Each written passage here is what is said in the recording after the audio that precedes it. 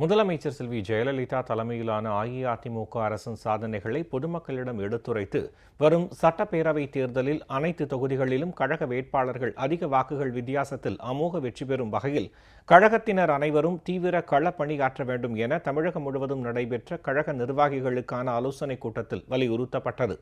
விழுப்புரம் மாவட்டம் வல்லம் சட்டமன்ற தொகுதி சார்பில் செயல் வீரர்கள் ஆலோசனைக் கூட்டம் தீவனூரில் நடைபெற்றது. இக்கூட்டத்தில் முதலமைச்சர் செல்வி ஜெயலலிதாவின் வரலாற்று சிறப்புமிக்க எண்ணற்ற சாதனைகளை பொதுமக்களிடம் எடுத்துரைத்தும் வல்லம் சட்டமன்ற தொகுதி கழக வேட்பாளர் திரு அண்ணாதுரையை பெருவாரியான வாக்கு வித்தியாசத்தில் வெற்றி பெறச் செய்வது எனவும் உறுதியேற்கப்பட்டது. இந்த கூட்டத்தில் நாடாளுமன்ற உறுப்பினர்கள் டாக்டர் லட்சுமணன், திரு செஞ்சி சேவல்வே ஏழுமலை உள்ளிட்டோர் கலந்து கொண்டனர். ஈரோடு கிழக்கு சட்டமன்ற தொகுதியில் அஇஅதிமுக சார்பில் செயல் வீரர்கள் கூட்டம் வீரப்பன் சத்திரம் ஜான்சி நகரில் நடைபெற்றது.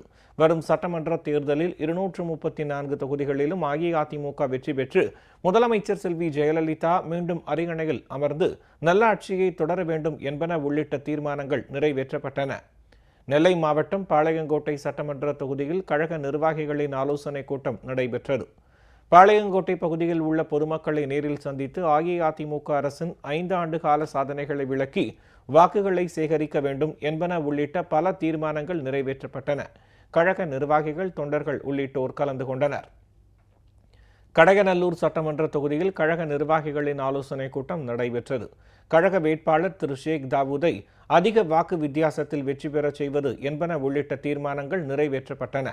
வேலூர் மாவட்டம் அணைக்கட்டு சட்டமன்ற தொகுதியில் கழக நிர்வாகிகளின் ஆலோசனைக் கூட்டம் நடைபெற்றது.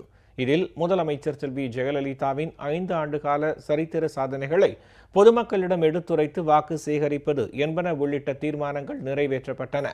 வேலூர் சட்டமன்ற தொகுதியில் கழக வேட்பாளர் திரு ப. நீலகண்டனை பெருவாரியான வாக்கு வித்தியாசத்தில் வெற்றி பெறச் செய்வது என்பன உள்ளிட்ட தீர்மானங்கள் செயல் வீரர்கள் கூட்டத்தில் நிறைவேற்றப்பட்டது. கழக நிர்வாகிகள், தொண்டர்கள் உள்ளிட்டோர் கலந்து கொண்டனர்.